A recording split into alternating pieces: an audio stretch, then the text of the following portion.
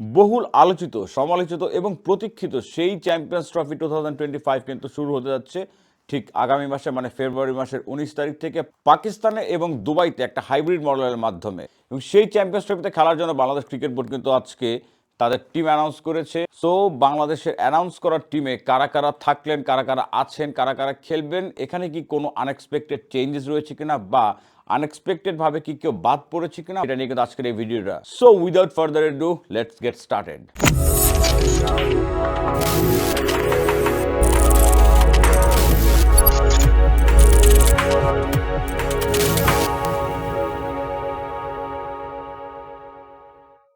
So প্রথমে যদি বাংলাদেশের টিমটা কেমন হলো সেটা নিয়ে যদি কথা বলি, তাহলে এখানে কিন্তু দেখা যাচ্ছে বাংলাদেশের টিমে প্রপারভাবে কিন্তু 8জন ব্যাটার রয়েছেন, 3জন স্পিনার রয়েছেন এবং 4জন পেস বোলার রয়েছেন। আর তার ভেতরে যদি মেহেদী হাসান মিরাজকে অলরাউন্ডার হিসেবে ধরি, তাহলে কিন্তু 9জন ব্যাটার রয়েছেন, 3জন স্পিনার রয়েছেন এবং 4জন পেস বোলার রয়েছেন। তো এখানে কিন্তু মনে হচ্ছে যে টিমটার কম্বিনেশন কিন্তু খুবই ব্যালেন্সড রয়েছে। সো প্রথমে টিমে আসলে কারা কারা রয়েছেন সেটা নিয়ে কথা বলি, তারপরে আসবো এক এক করে যে এখানে চমক কী রয়েছে এবং কারা কারা আনএক্সপেক্টেডভাবে কিন্তু বাদ পড়েছেন, তারা কি থাকতে পারতেন কিনা সেটা নিয়ে কিন্তু আলোচনা করব। প্রথমে কিন্তু টিমের ক্যাপ্টেন হিসেবে নাজমুল হোসেন শান্ত রয়েছেন এবং তার সাথে সাথে 2জন ওপেনার তানজিদ হাসান তামিম এবং সৌম্য সরকার রয়েছেন। তারা যে থাকবেন সেটা কিন্তু নিশ্চিতভাবেই ছিল। এবং সাথে যদি আসি 4 নম্বরে, তাহলে তাওহিদ হৃদয়, 5-এ মুশফিকুর রহিম, 6 নম্বর হিসেবে মাহমুদুল্লাহ রিয়াদ, 7 নম্বরে জাকের আলী অনেক, 8 নম্বর কিন্তু যদি ধরি যে 3টে স্পিনার আমি যদি বলি এখন ফার্স্টে, তাহলে আসবে প্রথমে মেহেদী হাসান মিরাজ, নাসুম আহমেদ এবং রিশাদ হোসেন। এখানে কিন্তু রিশাদ হোসেনের ইনক্লুশনটা কিন্তু ছিল অবধারিতভাবে, কারণ বাংলাদেশের স্কোয়াডে কিন্তু তিনি এখন রেগুলার মেম্বার এবং সেই লেগ স্পিনের যে ভ্যারিয়েশনটা আনার জন্য রিশাদ হোসেন যে থাকবেন, সেখানে কিন্তু অনেকে হয়তো ভাবছিলেন যে শেখ মাহিদিকে কি ইনক্লুশন করা হতে পারে কিনা, বাট আমার কাছে কিন্তু শুরু থেকে মনে হয়েছিল যে এখানে রিশাদ হোসেন কিন্তু থাকবেন এবং সেটাই কিন্তু হয়েছে। এবং তার সাথে যদি পেস ডিপার্টমেন্টে যায়, তাহলে বাংলাদেশের এখন পেস ডিপার্টমেন্টের যিনি নাকি লিডার তাসকিন আহমেদ রয়েছেন, সাথে রয়েছেন মুস্তাফিজুর রহমান, নাহিদ রানা, বাংলাদেশের ফাস্টেস্ট বোলার এভার প্রডিউসড এবং এভার প্লেইড ফর বাংলাদেশ। তারপরে কিন্তু রয়েছেন তানজিম হাসান সাকিব। এখানে কিন্তু একটু অনেকেরই অনেক রকম মত থাকতে পারে, সেটা নিয়েও একটু পরে কথা বলবো। তার আগে স্কোয়াডের লাস্ট মেম্বারটা যিনি, তিনি হচ্ছেন পারভেজ হোসেন ইমন। এখানে কিন্তু লিটন দাসকে কোথাও খুঁজে পাওয়া যাচ্ছে না, এখানে কিন্তু সাকিব আল হাসানকেও কোথাও খুঁজে পাওয়া যাচ্ছে না। কেন, কি কারণে, সেটা আসার আগে একটু যদি বলে রাখি, তাহলে কিন্তু ওপেনার হিসেবে তানজিদ হাসান তামিম এবং সৌম্য সরকারের পাশে ব্যাকআপ ওপেনার হিসেবে পারভেজ হোসেন ইমনকে কিন্তু ইনক্লুড করা হয়েছে এই স্কোয়াডে। যেই ব্যাকআপ ওপেনার না রাখার কারণে বাংলাদেশে 2023 ওডিআই ওয়ার্ল্ড কাপটাতে কিন্তু অনেক বেশি সমালোচিত হতে হয়েছিল সিলেক্টরদেরকে। মিডল অর্ডারটা কিন্তু solid middle order, Mushfiqur Rahim, Mahmudullah Riyad এবং জাকের আলী অনেকের যে ফিনিশিং রোলটা তিনি প্লে করেছেন। আফগানিস্তানের সাথে একটা ম্যাচে দেখা গিয়েছে, ওয়েস্ট ইন্ডিজের সাথে ম্যাচে দেখা গিয়েছে যে তিনিও যে ওই প্লেসটাতে একদম তার স্পটটা কনফার্ম করে নিয়েছেন, সেটা কিন্তু তার রিসেন্ট পারফরমেন্স তার পক্ষে কথা বলছে। সাথে যদি বলি যে সেখানে তাওহিদ হৃদয় 11-এ থাকবেন কি থাকবেন না, সেটা কিন্তু এখন অনেক বড় একটা কোয়েশ্চেন বা অনেক বড় একটা চ্যালেঞ্জ হবে। যারা নাকি টিম ম্যানেজমেন্ট যখন নাকি প্লেইং 11টা সিলেক্ট করবে, তখন তারা কীভাবে বা কোন স্ট্র্যাটেজিতে আগাবে সেটা দেখার বিষয় থাকবে। সো এখানে আসলে মিডল অর্ডারেরও ব্যাকআপ রয়েছে। ফিনিশিং রোলে কিন্তু মাহমুদুল্লাহ রিয়াদের সাথে জাকের আলী অনেক রয়েছেন। মিডল অর্ডারে কিন্তু আবার মেহেদী মিরাজকে কিন্তু লাস্ট 2টা সিরিজে দেখা গেছে যে প্রমোশন নিয়ে তাকে খেলাতে। সো আমি বলবো যে এইখানে কম্প্যাক্ট মিডল অর্ডার আছে। লেট অর্ডারে স্পিনারদের ভেরিয়েশন রয়েছে, একজন লেগ স্পিনার মেহেদী মিরাজ অফ স্পিনার এবং নাজম আহমেদ লেফট আর্ম স্পিন, এবং সাথে কিন্তু ফাস্ট বোলারদের ভেতরে তাসকিন আহমেদের সাথে যদি শিওর বলি, তাহলে নাহিদ রানা থাকবেন। সেটা তার রিসেন্ট একটা যে ভাইভ বা যেই রিসেন্ট তার পারফরমেন্স, সেটা নিয়ে কিন্তু বোঝা যাচ্ছিল। কারণ বাংলাদেশের ওই যে একটা এক্স ফ্যাক্টর মিসিং ছিল, যে স্পিড বা লিথল স্পিড যেটাকে যদি বলি, তাহলে সেটা কিন্তু নাহিদ রানার পেয়েছে আমরা দেখতে পেয়েছি এবং নাহিদ রানা থাকবেন এটা যেন একেবারে গ্যারান্টেড ছিল। সাথে যদি বলি, এখানে কনফিউশন ছিল যে তানজিম হাসান সাকিব কি থাকবেন, নাকি হাসান মাহমুদ থাকবেন, নাকি শরীফুল থাকবেন। তো তার ভিতরে শরীফুলের রিসেন্ট পারফরমেন্সেস শরীফুলকে আসলে অনেকটাই দূরে ঠেলে দিয়েছে এবং তাকে কিন্তু আসলে এখানে কনসিডার করার মতন কোনো অপশন তিনি রাখেননি। তার রিসেন্ট পারফরমেন্সও খারাপ ছিল এবং তার কিন্তু রিসেন্টলি দেখা যাচ্ছে যে শরীফুলের সামহাও কোনো ইঞ্জুরির কারণে কিনা বা রিদম হারিয়ে ফেলেছেন কিনা, তার পেসও কিন্তু অনেকটাই কমে গেছে আগের থেকে। এবং এখানে যদি বলি Hasan Mahmud could be a better option, but আসলে লাস্ট টি-20 ওয়ার্ল্ড কাপে যেভাবে করে নাকি তানজিম হাসান সাকিব পারফর্ম করেছেন এবং রেগুলার বেসিসে যেভাবে ব্রেক থ্রু এনে দিয়েছেন বাংলাদেশের পক্ষে, ফর দ্যাট রিজন কিন্তু তানজিম হাসান সাকিবকে পিক করা হয়েছে এবং যেটা নাকি আমার কাছে মনে হয় জাস্টিফাইড।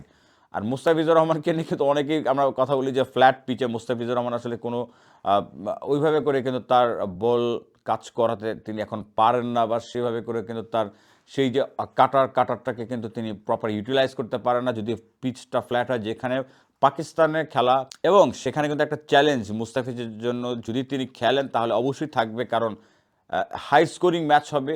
হাই স্কোরিং ম্যাচে মুস্তাফিজকে কিন্তু বলের ভেরিয়েশন ওখানে কাজে লাগাতে হবে, otherwise it would be difficult for him. তো আমার কাছে মনে হয় যে পেস ডিপার্টমেন্টটা আসলে এই চারজনকেই পিক করার ছিল, স্পিনে কিন্তু এই তিনজনকেই পিক করার ছিল। নাসুম আহমেদকে নিয়ে যদি বলি তাহলে নাসুমকে পিক করার মেইন রিজনটাই হচ্ছে বাংলাদেশের এই স্পিন অ্যাটাকের ভিতরে একটা ভেরিয়েশন আনা লেফট হ্যান্ড স্পিন, কারণ যেহেতু সাকিব আল হাসান নেই।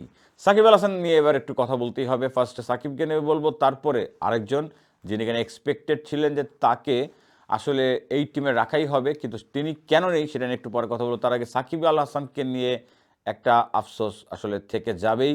2023 সাল দিল্লিতে বাংলাদেশের ওডিআই ওয়ার্ল্ড কাপে যখন নাকি শ্রীলঙ্কার সাথে ম্যাচটা হচ্ছিল, সেই ম্যাচটা ছিল কিন্তু ডু অর ডাই ম্যাচ। যেই টিমটা জিতবে সেই টিমটা কিন্তু চ্যাম্পিয়ন্স ট্রফিতে কোয়ালিফাই করে যাবে, এবং সেই টিমটা ছিল কিন্তু বাংলাদেশ, যারা নাকি জিতেছিল। বাট সেই জেতার পেছনের যে একটা ঘটনাবহুল ম্যাচ ছিল, সেই ম্যাচটা কিন্তু আসলে মনে রাখবে ক্রিকেট বিশ্বই অনেক দিনের জন্য।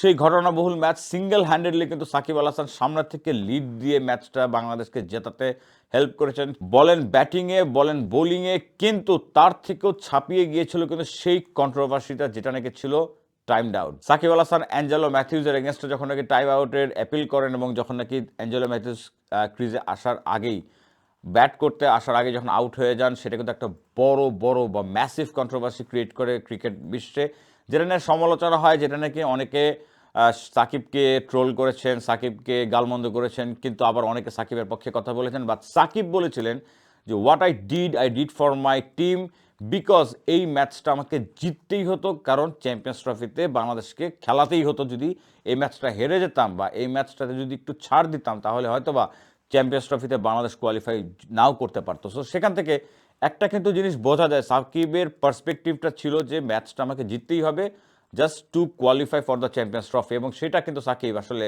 সাকসেসফুলি করতে পেরেছিলেন। এবং সেটার জন্য আমার কাছে মনে হয় যে টিমের জন্য বা দেশের জন্য বা দলের জন্য, যদি দলটার ভালো করার জন্য আমাকে স্বার্থপরও হতে হয়, আমার কাছে এটা আমার পার্সোনাল ওপিনিয়ন, আমার কাছে মনে হয় সেটা কিন্তু জাস্টিফাইড। তো সেই সাকিব কি কখনো ভেবেছিলেন যে ঠিক তার 15 মাস পরে যখন নাকি চ্যাম্পিয়ন্স ট্রফিটা আসবে, সেই চ্যাম্পিয়ন্স ট্রফি যেইটাতে খেলার জন্য সাকিব এত কিছু করেছিলেন, সেই চ্যাম্পিয়ন্স ট্রফিতে তার নাম থাকবে না, সেই চ্যাম্পিয়ন্স ট্রফিটা তিনি খেলতে পারবেন না, এবং সেই চ্যাম্পিয়ন্স ট্রফিটার টাইম আসার সাথে সাথে তার ক্যারিয়ার কি আসলে কতদিন আর আছে, কি আদৌ তিনি আর কখনো খেলতে পারবেন নাকি তার ক্যারিয়ার অলরেডি শেষ হয়ে গেছে, সেটা কি তখন সাকিব আল হাসান একবার ভেবেছিলেন? সাকিব আল হাসান নেই, সাকিব আল হাসান না থাকার পেছনে অনেক বড় একটা রিজন কিন্তু পলিটিক্যাল একটা সিনারিও বাংলাদেশে চেঞ্জ হয়েছে। সো সেখানে পলিটিক্যাল ব্যাকগ্রাউন্ডের কারণে সাকিব অনেকটাই কিন্তু ক্রিকেটের বাইরে চলে গেছেন গত অনেকটা মাস ধরে। তার সাথে সাথে নতুন এসে অ্যাড হয়েছে তার বোলিং অ্যাকশনে, যেইটা নাকি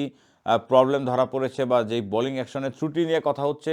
দুইবার করে সেই বোলিং অ্যাকশনের পরীক্ষা দেওয়ার পরও যখন নাকি তার সেই অ্যাকশনটা ক্লিয়ার হয় নাই, বা যেই অ্যাকশনটা আইসিসির দ্বারা কোনো রকম গ্রিন সিগন্যাল দেওয়া হয়নি, সো সেই কারণে সাকিব আর ইন্টারন্যাশনাল ম্যাচে ফার্দার ক্লিয়ারেন্স পাওয়ার আগ পর্যন্ত বোলিং করতে পারবেন না, এবং সেটার কারণে কিন্তু Shakib only as a batter খেলতে পারবেন। সেটা কিন্তু আসলে বাংলাদেশের টিম সিলেক্টররা তারা বলেছেন যে আসলে অনলি ব্যাটার হিসেবে সাকিবের প্রয়োজনীয়তা এই মুহূর্তে হয়তো বা ওই রকমভাবে নেই। কোনো এক অজানা কারণে সাকিবের 18 বছরের ক্যারিয়ার শেষে এসে এই বোলিং অ্যাকশনের কারণে তাকে কিন্তু এই টিমের বাইরে আসলে বসে থাকতে হচ্ছে, বা এই চ্যাম্পিয়ন্স ট্রফিতে কিন্তু তাকে জায়গা দেওয়া হয় নাই। লাস্ট আরেকজনের কথা যেটা বলছিলাম, একদম শুরুতে বলছিলাম যে আনএক্সপেক্টেডভাবে বাদ পড়েছেন কিনা, তিনি হচ্ছেন বাংলাদেশের টিম হয়েছে কিন্তু লিটন দাস নেই। এটা কি আপনাদেরকে আসলে অবাক করেছে কিনা? হ্যাঁ, আমার পার্সোনাল ওপিনিয়ন এটাই বলে যে লিটনকে যে বাদ দেওয়া হয়েছে বা ড্রপ করা হয়েছে, সেটা আসলে এই সময়ে লিটনকে ড্রপ না করে আসলে ওই সেম প্রতিভা কোটায় খেলানো, পুরা ক্যারিয়ারে যদি 10 বছর ধরে তিনি খেলছেন, সেখানে যদি দেখেন তাহলে দেখবেন মাঝে মাত্র একটা বছর লিটন কনসিস্টেন্ট ছিলেন। তাছাড়া লিটন কিন্তু সেই রকমভাবে এভরি নাও অ্যান্ড দেন তিনি কিন্তু ডিসঅ্যাপয়েন্টেড করেছেন, তিনি ফেল করেছেন বারবার করে, তিনি কিন্তু কখনোই কনসিস্টেন্ট ছিলেন না। ওই দেখা যায় যে ৫-৭ ইনিংস পর একটা ভালো ইনিংস খেলছিলেন, তারপরও কিন্তু তাকে ক্যারি করে নিয়ে যাওয়া হচ্ছিল, ম্যাচের পর ম্যাচ খেলানো হচ্ছিল। ফাইনালি এসে তাকে ড্রপ করার পেছনে কারণ হচ্ছে লিটন গত একটা বছরে ওডিআইতে কোনো 50 করেন নাই, তার কোনো 50 নেই। লাস্ট 7টা ইনিংসে লিটনের রান মেবি 15-20 এরকম হতে পারে। সো এবং তার ভেতরে কিন্তু 3টা ডাক রয়েছে, সিঙ্গেল ডিজিটে তিনি আউট হয়েছেন 7টা ইনিংসের প্রত্যেকটাতে। সো বুঝতেই পারছেন কতটা খারাপ ফর্মের ভেতর থেকে লিটন যাচ্ছিলেন। আসলে লিটনের কারেন্ট পারফরমেন্স বা রিসেন্ট পারফরমেন্স যেটা ছিল এত দিন ধরে বা প্রায় 2 বছর কাছাকাছি টাইম ধরে লিটন যেভাবে করে ডিসঅ্যাপয়েন্টেড করেছেন, সেখানে আসলে লিটনের না থাকাটাই কিন্তু জাস্টিফাইড হয়। সো বাংলাদেশের ফার্স্ট ম্যাচটা কিন্তু হতে যাচ্ছে ফেব্রুয়ারি 20 তারিখে দুবাই ইন্টারন্যাশনাল স্টেডিয়ামে। অপোজিটে কিন্তু রয়েছে সেই ইন্ডিয়া। বাংলাদেশ আসলে প্রথম ম্যাচে ইন্ডিয়ার সাথে দুবাই ইন্টারন্যাশনাল স্টেডিয়ামে ওই ম্যাচটাতে কেমন করতে পারে সেটা আপনারা অবশ্যই জানাবেন, আপনারা কী ভাবছেন। আর বাংলাদেশের এই স্কোয়াডটা কেমন হলো সেটা অবশ্যই আপনারা কিন্তু নিচে কমেন্ট বক্সে কমেন্ট করে জানাবেন। সো আশা করি আমার এই ভিডিওটা আপনাদের ভালো লেগে থাকবে। যদি আপনাদের এই ভিডিওটা ভালো লেগে থাকে বা যারা আমাকে নতুন দেখছেন, it's a kind request, please make sure to subscribe my YouTube channel and follow my Facebook page. দোয়া করবেন, দোয়া রাখবেন। দেখা হবে নেক্সট কোনো ভিডিওতে। ততক্ষণ পর্যন্ত সবাই ভালো থাকবেন। আল্লাহ হাফেজ।